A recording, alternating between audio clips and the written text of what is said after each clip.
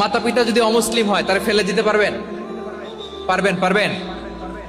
আমার লালমনিরহাটের ভাইয়েরা, অনেক হিন্দু ছেলে আমাদের হাতে শাহাদা পড়ে মুসলিম হয়, কিন্তু ওর মা মুসলমান হয় নাই, বাবাও হয় নাই। এরকম আছে না নাই? তো ও হয়েছে মুসলিম, মা বাপ হিন্দু, এখন মা বাপ কি বাদ? হ্যাঁ, মা বাপ বাদ দেয়া যাবে?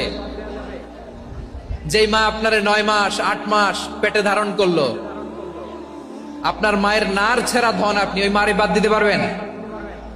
যে মায়ের বুকের তাজা দুধ খেয়ে আপনি আজকে বাড়ন্ত তাজা তরতাজা, ওই মারে বাদ দেয়া যাবে?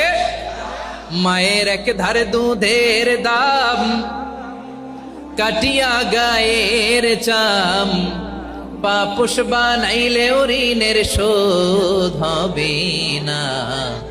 এমন দরদি ভাবে কেউ হবে না আমার মাহা গো।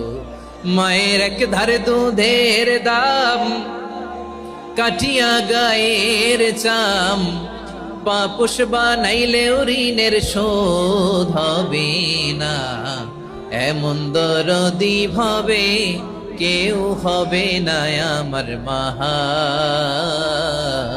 গো। ঠিক কিনা? মাকে তো বাদ দেয়া যায় না। وَقَضَى رَبُّكَ أَلَّا تَعْبُدُوا إِلَّا إِيَّاهُ وَبِالْوَالِدَيْنِ إِحْسَانًا। আল্লাহ বলে অবধারিত দুইটা ভার্ডিক্ট তোমাদের জন্য, এক আল্লাহর ইবাদত করবা আর মা বাবার প্রতি ইহসান করবা। আদেশটা কার? মা বাবার প্রতি ইহসান করতে হবে। আমার মা হিন্দু হোক, ভালো আচরণ করতে হবে, বৌদ্ধ হোক, ভালো আচরণ করতে হবে।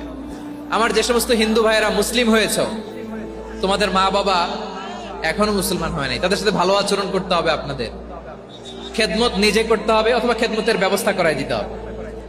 মান্থলি যে খরচ লাগে এটা দিতে হবে। আরে তুমি এখন মুসলিম, তোমার মা বাবা হিন্দু, এখনই তো সুযোগ ইসলামের সৌন্দর্য দেখানো। এখন মা বাবা যদি দেখে আরে এটা হিন্দু থাকতে তো বদমাইশ ছিল, বেয়াদব ছিল, কি এমন ধর্ম সে গ্রহণ করলো যেটা গ্রহণের সাথে সাথে সে পাল্টে গেল? কি এমন ধর্ম সে গ্রহণ করেছে যেটা তার জীবনকে আলোকিত করে দিয়েছে? নসিব ভালো হইলে তারাও কালিমা পড়ে মুসলমান হয়ে যাবে।